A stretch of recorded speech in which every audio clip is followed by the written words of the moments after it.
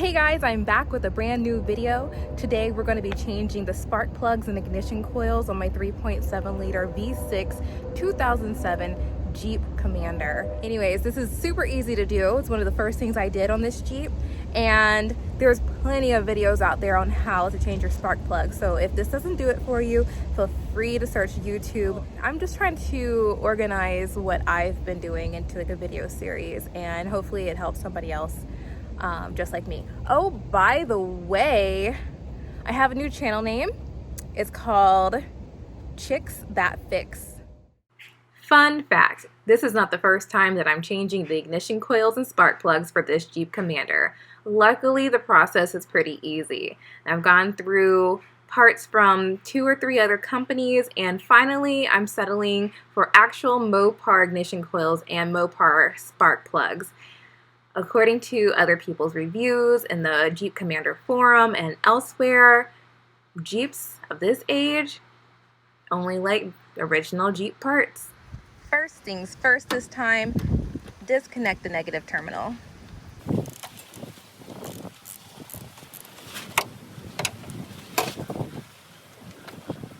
Step. Loosen these screws. Just a little bit.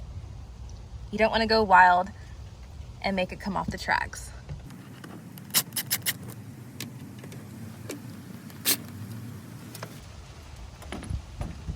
This is pretty easy to pull off.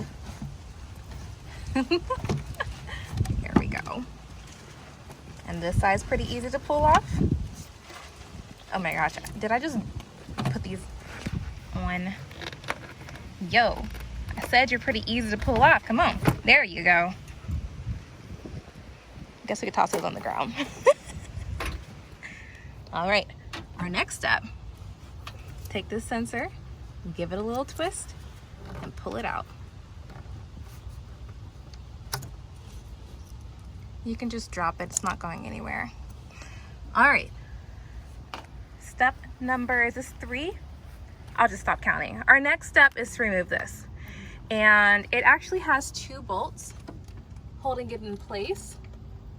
Oh, am I pointing in the wrong direction? 2 bolts holding it in place. Ah, there we go. There's one and the other. I've been told they're very hard to get to, but as you can see, mine's broken, so I don't have to worry about it. You do also have a clamp behind here that you just need to unscrew and loosen. And when you're done, you can pull it straight towards you and up a little bit and pull it off. One of the videos that I first saw instructed me to move this bar right here to remove the bar, and then after I was all said and done with, I realized it wasn't in the way to begin with. So if you watch a video that tells you to remove that bar, I don't think you actually have to do it unless you have a different engine size than mine, and maybe it actually is in the way. With that gone, we now have a clear view of all 6 of our ignition coils. Our next step is to unplug these coils from the wiring harness. There's a little tab here. You press it down and you pull. And I need 2 hands to do this, so I'm gonna have to find a way to strap you up somewhere so you guys can see. Okay, I don't have great grip strength and I have long nails, so I like to push down on the clip with one hand while pushing the connector off with the other. That just works for me. I don't know what works for you. You'll find what does.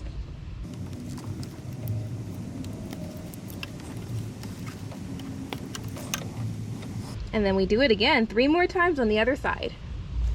Remember our friend, the transmission fluid dipstick tube? You remember how it was in our way in our last video? Well, here it is again in the way of the last ignition coil with its friend, the oil, the engine oil dipstick tube.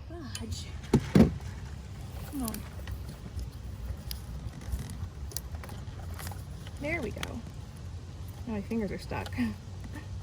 Got it.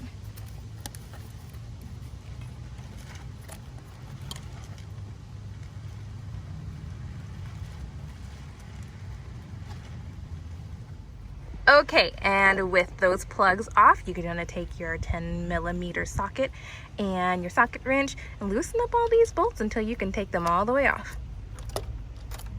This one still feels pretty loose already. I hand tightened these guys on because I wasn't sure if I would have to do this again, and look, here we are.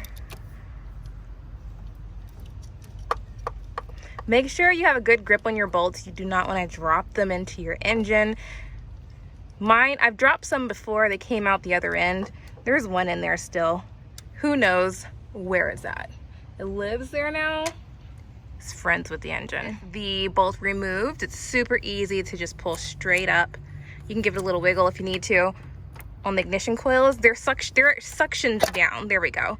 Pull straight up and remove them. Next step is to remove the spark plug, and the spark plugs are located down the holes that we just took the ignition coils out of. You can actually see the tip of it right there. It's a little green due to, I don't know, the lubrication that was used on the inside of the ignition coil. Your local auto parts store should sell a special socket that has a rubber grip on the inside that helps grip the spark plug without damaging it, because the spark plugs are very sensitive. Don't ask me why, they just are. The first time I did this, I purchased this handy little tool and I never got a chance to use it because a friend of mine came in clutch with the socket that she had, and I just used that every single time. And now I don't have her socket, so I'm hoping this tool will work, especially since I only hand tighten the spark plugs into their respective holes. Just look down a little, make sure that we're on. Ooh, ow, banged my thumb. But it seems like we've got it. I think I actually missed the first hole, but we'll remember to take it out. My specialty trick for getting these spark plugs out of these deep recesses is this handy dandy magnet tool. It extends. It's just strong enough, and you can pull them right up. But make sure you grab a hold of them. You don't want to drop them, especially these. They're still in great, they should still be in great shape. Good shape? I don't know. These were just put in. It looks a little worn to me. And voila, they're all out. So my next step is to put the new ones back in. But before we do that, let's make sure that the new ones are exactly the same as the old ones, and they should be. Upon close comparison, I'd say these pass. They pass. And before we put the new ones in, I didn't see anywhere on the box where it said what measurement to gap this to, so I just want to grab my gapping tool and see if they are already gapped to the, I think it was like 0.44 if I remember correctly. I'd have to go find the old boxes, but I want to see if they're pre-gapped or if they need to be gapped. If you're ever looking for the spark plug gap information, take a look right up underneath your hood, right here. 0.040. I was slightly off in my memory. My memory was slightly off. 0.040. I found the tool. Oh, by the way, I like to make myself very comfortable when I have to lean all up underneath the hood. I don't know about you guys, but I've never seen a mechanic do this. And this is not a job, it's a hobby, so I should be comfortable, right? Okay, so this next step, guys, is pretty simple. All you're gonna need is some anti-seize lubricant, which usually you can get at the auto parts store, and a packet that's about this small if you're not gonna use a lot of it. I just found this at one of my local thrift stores for 99 cents. 99 cents, this whole container. I don't know how much they normally cost, but this packet right here is usually like, I don't know, something around that 99-cent price point. This is not anti-seize, by the way. We are going to use this, but later. But yeah, I got this, and you only need a small amount. This is a product where a little goes a long way, and you only want to get it on the threads, and you don't want to get it down here near the electrodes or anything that's dealing with electricity.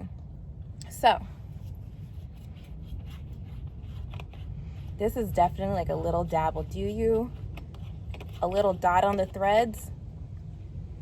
You don't even have to spread it around. A little dot on the thread. Let me give you a close up here. A little dot on the threads. Somewhere down here. Just a little dab will do you. I actually put a little dab on both sides. I think that should be fine. And you don't even need to spread it around, but you can if you want. Just avoid getting it up here near the electrode. In order to protect the electrode at the end of the spark plug, I like to use the same magnet tool to put them back in their hole as I use to take them out. And then I use the spark plug, I don't know what you call that, a socket, wrench, whatever, to hand tighten it back down. And then we're done. Just do it 6 times. This next part's pretty simple too. So we have our ignition coils here. And if your ignition coil does not come with dielectric grease already in the tube, go ahead. Well, if you don't have any on hand, go ahead and go to your auto parts store and get yourself some dielectric grease. Dielectric grease blocks out heat and moisture from getting in and running your electronics. You can use a little more on this than you did with the anti-seize. I'm just trying to manipulate it and get it out. But also a little still goes a long way.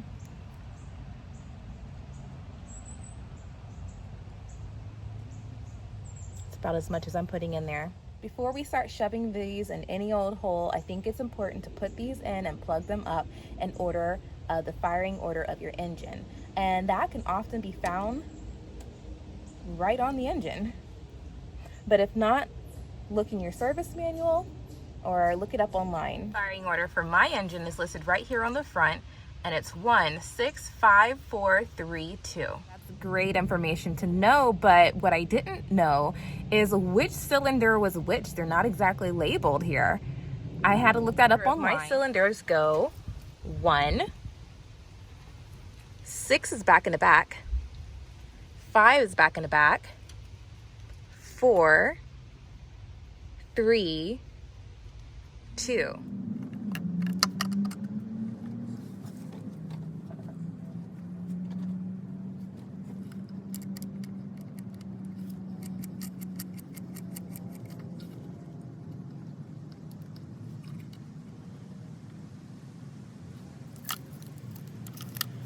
Well, I hope you found everything pretty easy so far, because now you just put everything back just like you found it.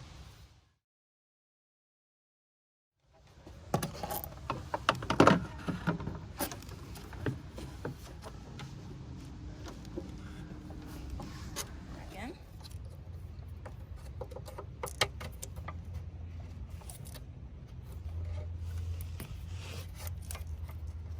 Push it in, give it a twist to lock it.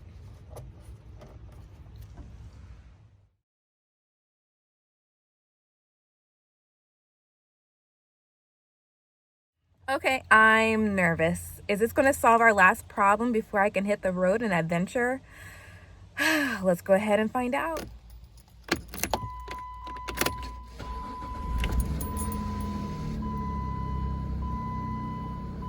I just wanted to give you an update that I'm currently driving the Commander with no sputtering and no turning off. I currently have a pretty steady idle, and I'm going to treat myself to a congratulatory breakfast. So thanks for watching. Oh, by the way, I totally forgot to tell you guys, I took the Commander to a transmission shop because I was very sure that it was leaking transmission fluid from the transfer case. First of all, I and my friend both got it wrong. Where we saw the fluid is not the transfer case at all. But second of all, I'm just letting you guys know that I'm not a mechanic. But the mechanic was saying that 1, my transmission fluid is fine. 2, the little bit of liquid that I saw was a little bit of an oil leak, which he says is normal for a car that has 196,000 miles on it. 3, I'm going to go ahead and get some degreaser, clean it up underneath there. That way I can keep an eye on it when I get underneath of there. And I know if I see more oil, if I see less oil, or if I don't see oil at all. I don't ever have drips on my driveway or anything like that. So I think we're pretty good as of right now. I'm just really excited right now and a little bit hungry. So I hope you guys enjoy your day. I hope you guys enjoy your day, and I'll see you in the next video.